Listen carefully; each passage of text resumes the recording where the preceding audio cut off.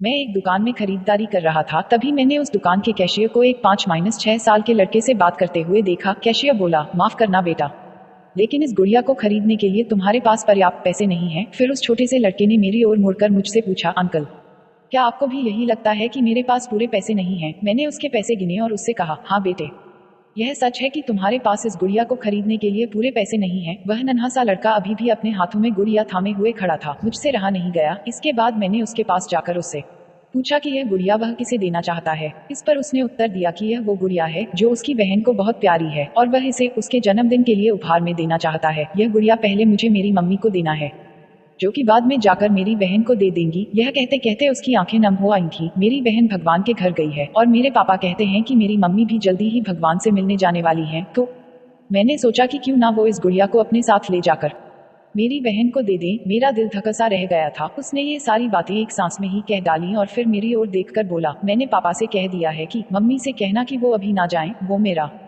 दुकान से लौटने तक का इंतजार करें। फिर उसने मुझे एक बहुत प्यारा सा फोटो दिखाया जिसमें वह खिलखिलाकर हंस रहा था। इसके बाद उसने मुझसे कहा, मैं चाहता हूँ कि मेरी मम्मी मेरा यह फोटो भी अपने साथ ले जाएं ताकि मेरी बहन मुझे भूल नहीं पाए। मैं अपनी मम्मी से बहुत प्यार करता हूँ और मुझे नहीं लगता कि वो मुझे ऐसे छोड़ने के लिए राजी होंगी, पर पापा की मेरी छोटी बहन के साथ रहने के लिए जाना ही पड़ेगा। इसके बाद फिर से उसने उस गुड़िया को गमगीन आंखों से खामोशी से देखा। मेरे हाथ जल्दी से अपने बटुए पर्स तक पहुंचे और मैंने उससे कहा, चलो एक बार और गिनती करके देखते हैं कि तुम्हारे पास गुड़िया के लिए पर्याप्त पैसे हैं या नहीं। उसने कहा, ठीक है, पर मुझे लगता है मेरे पास पूरे पैसे हैं। इसके बाद मैंने उससे नजरें बचाकर कुछ पैसे उसमें जोड़ दिए और फिर हमने उन्हें गिनना शुरू किया। ये पैसे उसकी गुड़िया के लिए काफी थे, यही नहीं, कुछ पैसे अतिरिक्त बच भी गए थे। नन्हे से लड़के ने कहा, भगवान का लाख लाख शुक्र है मुझे इतने सारे पैसे देने के लिए। फिर उसने मेरी ओर देखकर कहा कि मैंने कल रात सोने से पहले भगवान से प्रार्थना की थी कि मुझे इस गुड़िया को खरीदने के लिए पैसे दे देना ताकि मम्मी इसे मेरी बहन को दे सके, और भगवान ने मेरी बात सुन ली। इसके अलावा मुझे मम्मी के लिए एक सफेद गुलाब खरीदने के लिए भी पैसे चाहिए थे,